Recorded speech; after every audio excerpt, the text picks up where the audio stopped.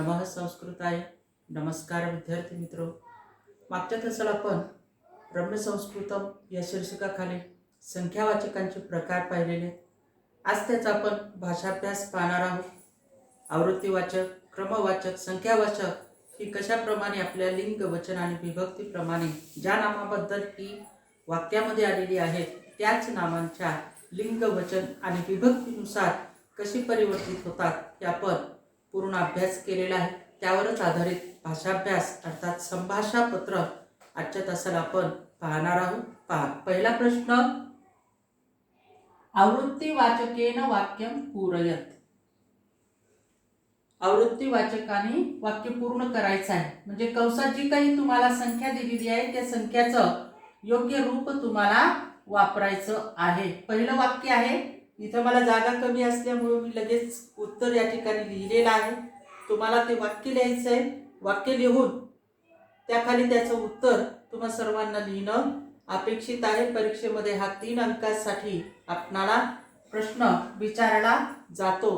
केवळ उत्तर जर लिहिलं तर उत्तर सफिशियंट ठरणार नाही. पूर्ण वाक्य तुम्हाला लिहावं लागेल. छात्रः दिनस्य कंसात द्वि अध्ययनम करोति. सूचना काय आपणाला?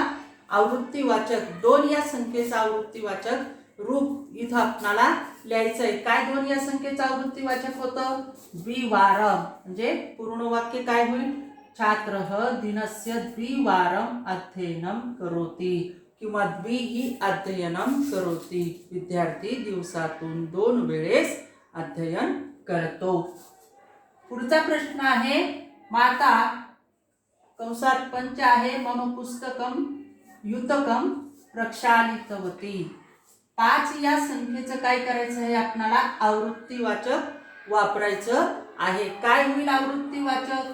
माता पंचवारम किंवा पंचपूर्व मम युतकम प्रक्षालितवती. आईने माझं शर्ट 5 वेळेस धुतले. पंचवारम शब्दाला अंडरलाईन केलेली आहे. पुढे पहा. तेन कंसात स्त्री आहे प्रयोगः कृत. 3 संख्याचं आपल्याला काय करायचं आहे? आवृत्तीवाचकाचं रूप वापरायचं आहे. त्रिही किंवा त्रिवारम. आणि पूर्ण वाक्य काय होतं? तेन त्रिवारम प्रयोगः कृत. त्याने 3 वेळेस प्रयोग केला. सप्ताहस्य कंसात पुन्हा 3 आहे संस्कृत वर्गः भवति. 3 या संख्येचं काय करायचं आहे? आपल्याला आवृत्तीवाचक इथं वापरायचं आहे. काय होईल आवृत्तीवाचक? त्रिवारम. सप्ताहस्य त्रिवारम संस्कृत वर्गः भवति. आठवड्यातून 3 वेळेस संस्कृतचे वर्ग होतात. दिनस्य नव लोकयानम आगच्छति. 9 या संख्येचं आपल्याला आवृत्तीवाचक विशेषण इथं वापरायचं आहे. काय होईल? दिनस्य नववारम लोकयानम आगच्छति. दिवसातून 9 वेळेस रेल्वे येते.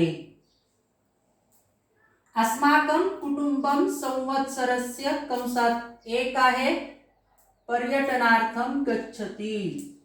1 या संख्येचं काय करायचं आहे?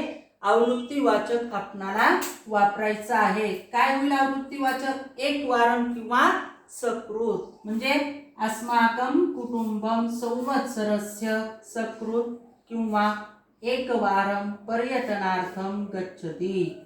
आमचे कुटुंब वर्षातून 1 वेळेस पर्यटनाला जाते. गच्छन्ति पाहिजे इथं या ठिकाणी. अस्माकं इथं गच्छति झालेला आहे क्रियापद. गच्छन्ति पाहिजे या ठिकाणी. चला पुढे. अहम एकम पाठम कंसात 2 शब्द आहे सम्यक पठामी. 2 या संख्येचा आपल्याला काय करायचं आहे? आवृत्तीवाचक वापरायचं आहे. काय होईल आवृत्तीवाचक? द्विही किंवा द्विवारम. काय होतं मग पूर्ण वाक्य? अहम एकम पाठम द्विवारम द्वि सम्यक पठामी. मी 1 पाठ 2 वेळेस चांगल्या पद्धतीने वाचला किंवा चांगला वाचला. वर्षस्य चतुर परीक्षा भवती 4 संख्येचं आवृत्तीवाचक आपणाला वापरायचं आहे. काय होईल?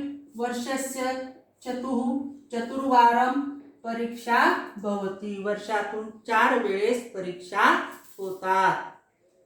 हे झालं आवृत्तीवाचक. दुसरा प्रश्न आपल्याला दिलेला आहे, संख्यावाचकानां योग्य रूपम लिखत. संख्यावाचकाचं काय करायचं आहे? योग्य रूप आपणाला लिहायचं आहे. पहिलं वाक्य काय दिलेलं आहे पहा.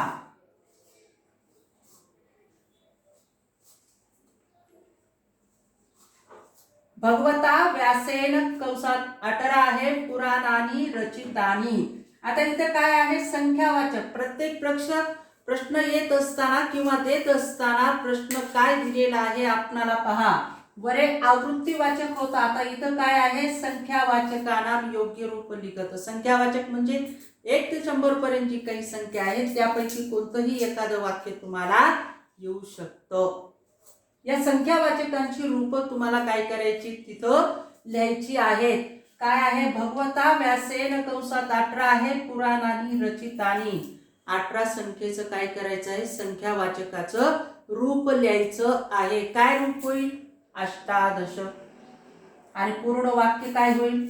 भगवता व्यासेन अष्टादश पुराणानी रचितानी. भगवान व्यासांनी 18 पुराणांची रचना केली किंवा 18 पुराणे रचली. दुसरं वाक्य पहा. चत्वार माकरा 4 वेदाहा वर्तन्ते. काय आहे? वेदाहा वर्तन्ते. कंसात 4 या संख्येचं आपल्याला काय करायचं आहे? संख्यावाचक वापरायचं आहे. कोणानुसार वापरावं लागेल? वेदाहा नुसार वापरावं लागेल. काय रूप होईल? चत्वारः वेदाहा वर्तन्ते. 4 वेद आहेत म्हणून शब्द वेदाहा बहुवचनी आहे. ऋग्वेद, यजुर्वेद, सामवेद आणि अथर्ववेद हे 4 वेद आपल्या संस्कृत साहित्यात आहेत. डॅश महिलाहा जलम आहर्तुम गच्छन्ति. कंसात 3 आहे. 3 या संख्येचं काय करायचंय? योग्य रूप आपणाला वापरायचंय. कोणाप्रमाणे वापरावं लागेल? महिला. आकारांत स्त्रीलिंगी आहे म्हणून इथं सुद्धा 3 संख्येचं स्त्रीलिंगाचं रूप आपणाला वापरावं लागेल. काय स्त्रीलिंगाचं रूप होईल?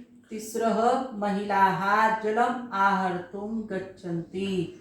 3 महिला पाणी आणण्यासाठी गेल्या. पुढचं आहे पहा. भोजने षट रसेषु मधुर रसः मम प्रिय. 6 संख्याचं संख्यावाचक रूप आपणाला इथं वापरायचं. इथं काय आहे? रसेषु. कोणती विभक्ती आहे? सप्तमी विभक्ती आहे आणि म्हणून इथं षट्सु असं आपल्याला घ्यावं लागेल. आणि वाक्य काय होईल? भोजने षट्सु रसेषु मधुरः रसः मम प्रिय. भोजनातील 6 रसांपैकी मधुर रस मला प्रिय आहे. इथं सप्तमी आहे म्हणून इथं सुद्धा काय करावी लागेल? सप्तमीच वापरावी लागेल. का? संख्यावाचक विशेषण जी काही आहे ती ज्या नामाबद्दल आलेली आहेत त्याच नामाची वचन विभक्तीनुसार चालतात. पुढे चला. भगवद्गीतायाम 18 अध्याये कंसात संख्या आहे 78 श्लोकाः सन्ति. म्हणजे 78 शब्दाचं आपणाला संख्यावाचक लिहायचं. 78 ला संस्कृत मध्ये काय म्हणतो आपण? अष्टसप्तती. आणि पूर्ण वाक्य काय होईल? भगवद्गीतायाम 18 अध्याये अष्टसप्ततिः श्लोकाः सन्ति. भगवद्गीतेच्या 18व्या अध्यायात 78 श्लोक आहेत. म्हणजे 78 संख्येचं आपणाला योग्य रूप इथं लिहायचं आहे. पुढे चला. क्रमवाचकानां योग्य रूपम लिखत. एक झालं आवृत्तीवाचक, दुसरं झालं संख्यावाचकानां योग्य रूपम आणि आता तिसरा प्रकार आपण पाहणार आहोत. कोणता? क्रमवाचकानां. म्हणजे पहिला, दुसरा, तिसरा, चौथा, 15वा, 16वा, 20वा हे जे काही आपण आता क्रम सांगणार आहोत ती क्रमवाचक कसं वाक्यात वापरायचं पहा. पहिलं उदाहरण पहा. श्रीकृष्ण देवक्याः कंसात 8 आहे अपत्य. 8 या संख्येचा क्रम आहे तिथं या ठिकाणी सांगितलंय. म्हणजे 8 संख्येचा आपल्याला काय करावं लागेल? क्रमवाचकाचं रूप लिहावं लागेल. काय रूप होईल? अष्टमम. काय? श्रीकृष्ण देवक्याः अष्टमम अपत्यम. श्रीकृष्ण हा देवकीचा 8वा पुत्र होता. क्रमांक आहे म्हणजे क्रमवाचक कितवा? 8वा, म्हणून अष्टमम. पुढे चला. पौष मासः संवत्सरस्य कंसात 10 आहे मासः, म्हणजे कितवा मास आहे? 10वा मास आहे. 10 संख्येचं रूप काय होतं क्रमवाचकाचं? प्रथमः, द्वितीय, तृतीय, चतुर्थः, पंचमः, षष्ठः, सप्तमः, अष्टमः, नवमः, दशमः. आलं का 10वा? म्हणजे पूर्ण वाक्य काय होईल पुन्हा आपलं? पौष मासः संवत्सरस्य दशमः मासः. पौष मास वर्षातला 10वा महिना आहे. पुढचं वाक्य पहा. आर्यभट्टः इति भारतवर्षेन प्रेषितः कंसात 1 आहे उपग्रह. 1 संख्येचा आपल्याला काय वापरायचं आहे? क्रमवाचक रूप वापरायचं आहे. काय होईल? 1 ला काय म्हणतो आपण? प्रथमः. म्हणजे रूप काय? पूर्ण वाक्य काय तयार होईल? आर्यभट्टः इति भारतवर्षेन प्रेषितः प्रथमः उपग्रह. आर्यभट्टाने भारतवर्षामध्ये पाठवलेला पहिला उपग्रह किंवा आर्यभट्टाने पहिला उपग्रह अवकाशात पाठवलेला आहे.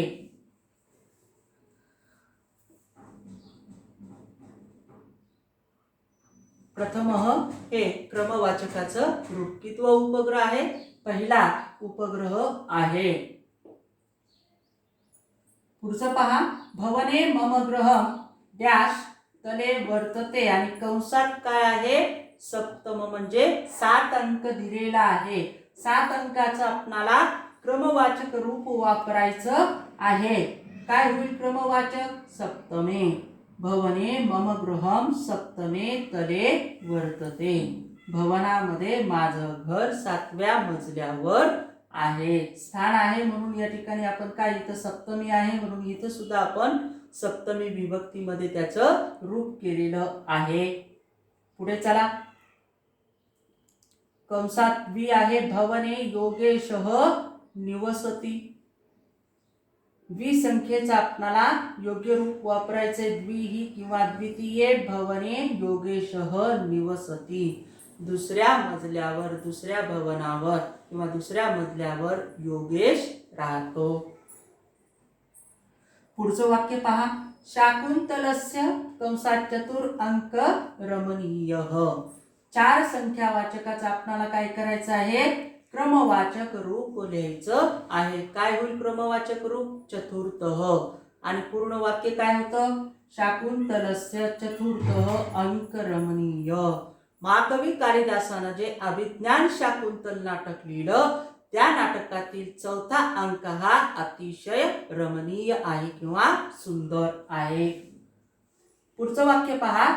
श्रावण मासे, इथं कंसात 8 आहे, तिथं कृष्ण जन्म भवती. कितव्या तिथीला? क्रमवाचक आपण वापरत आहोत. मग काय होईल? तिथं तीच विभक्ती आहे. इथं सुद्धा क्रमवाचकाचं रूप तेच घ्यावं लागेल. म्हणजे श्रावण मासे अष्टम्याम तिथं कृष्ण जन्म भवती. श्रावण महिन्यातील अष्टमी तिथीला कृष्ण जन्म झाला किंवा होतो. पुढचं वाक्य पहा. भाद्रपद मासे कंसात 4 आहे, तिथं गणेशोत्सव प्रारभते. 4 संख्येचं आपणाला रूप वापरायचंय. काय होईल? चतुर्थी. म्हणजे वाक्य परत काय होईल? भाद्रपद मासे चतुर्थी तिथं गणेशोत्सव प्रारभते. भाद्रपद महिन्यातील चतुर्थी तिथीला गणेशोत्सवाचा प्रारंभ होतो. पुढचं वाक्य पहा. कालिदासेन लिखितम कंसात 3 आहे नाटकम अभिज्ञान शाकुंतलम. 3 संख्येचं क्रमवाचक रूप आपणाला इथं लिहायचं आहे. काय रूप होईल? कालिदासेन लिखितम तृतीयम नाटकम अभिज्ञान शाकुंतलम. कालिदासाने 3रं नाटक अभिज्ञान शाकुंतल लिहिलेलं आहे. म्हणजे 3रं नाटक कोणतं आहे? अभिज्ञान शाकुंतलम. पुढे चला. आषाढ मासे कंसात 11 आहेत तिथौ जनाहा पंढरपूरम यान्ति. 11 संख्येचं आपल्याला रूप काय करावं लागेल, लिहावं लागेल. काय म्हणतो 11 संख्येला, तुम्हाला तिथी सांगत असताना मी सांगितलेली आहे. प्रतिपदा, द्वितीया, तृतीया, चतुर्थी, पंचमी, सप्तमी, अष्टमी, नवमी, दशमी, एकादशी, द्वादशी, त्रयोदशी, चतुर्दशी आणि त्यानंतर पौर्णिमा किंवा अमावस्या. अशा तिथी 15 आहेत आपल्याकडे. म्हणजे एका याच्यामध्ये चालणार आहे, म्हणजे त्यालाच आपण पंधरवाडा म्हणतो किंवा पाक्षिक म्हणतो. आणि महिना असेल तर मास म्हणतो. हे तुम्हाला संख्यावाचक शिकवत असताना पहिल्या तासाला मी सांगितलेलं आहे. म्हणून काय होईल, आषाढ मासे एकादशी तिथौ जनाहा पंढरपूरम यान्ति. आषाढ महिन्यातील एकादशी तिथीला लोक पंढरपुरात येतात, म्हणजे आषाढी एकादशी साजरी करतात किंवा तिथं आपण पंढरपूरला दर्शनासाठी जातो. शेवटचं वाक्य पहा. गीतायाः कंसात 5 आहे. अध्याये कति श्लोकाः सन्ति. 5 अध्यायाचं म्हणजे 5 संख्येचं क्रमवाचक रूप आपणाला लिहायचं आहे. काय होईल, गीतायाः पंचमे अध्याये कति श्लोकाः सन्ति. गीतेच्या 5व्या अध्यायात किती श्लोक आहेत. अशा पद्धतीने हे संभाषा पत्रामध्ये किंवा आपल्या कृतीपत्रिकेमध्ये तुम्हाला या 3ही प्रकारावरती आवृत्तीवाचक, संख्यावाचक आणि क्रमवाचक या याच्यावरती 3 अंकासाठी आपल्या कृतीपत्रिकेमध्ये प्रश्न विचारले जातात. अशा पद्धतीने या प्रश्नांचा आपणाला सराव करायचा आहे. याबद्दल आणखीन काही तुम्हाला समस्या असेल तर मला तुम्ही वैयक्तिकपणे विचारू शकता. या ठिकाणी इथं आपला पूर्ण अभ्यासक्रम संपलेला आहे. या अभ्यासक्रमातील आता कोणत्याही पाठाबद्दल जर आपणाला काही समस्या असेल तर मला तुम्ही वैयक्तिकपणे विचारू शकता. यानंतरच्या तासाला आपण म्हणजे 1 ते 2 दिवस तुमच्या समस्या जाणण्याचा प्रयत्न मी इथं करणार आहे आणि त्यानंतर प्रत्येक पाठावर आधारित कृतीपत्रिकेचा पॅटर्न तुम्हाला ग्रुपवरती पाठवला जाईल. तो पॅटर्न तुम्हाला सोडवून लगेच मला पाठवायचा आहे किंवा ग्रुपवरती पाठवायचा आहे, जेणेकरून तुमच्या कोणत्याही अडचणी किंवा तुमच्या समस्या त्या ठिकाणी राहणार नाहीत. आणखीन काही समस्या असतील तर माझ्याशी त्वरित संपर्क साधू शकता. आजच्या तासाला आपण इथंच थांबूया. उद्याच्या तासाला नवीन घटक पाहूया. तोपर्यंत धन्यवाद.